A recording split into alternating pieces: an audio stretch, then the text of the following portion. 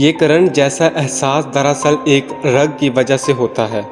جو کہ ہماری گردن سے شروع ہو کر ہمارے بازوؤں سے ہوتی ہوئی ہمارے ہاتھ کی سب سے چھوٹی انگلی،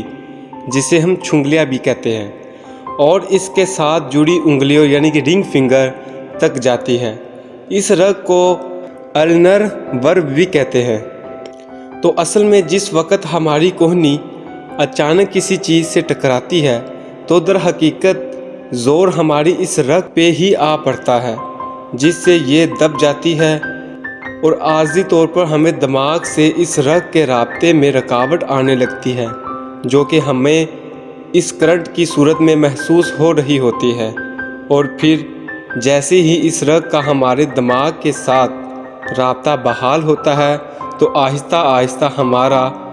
وہ کرنٹ والا احساس بھی ختم ہو جاتا ہے۔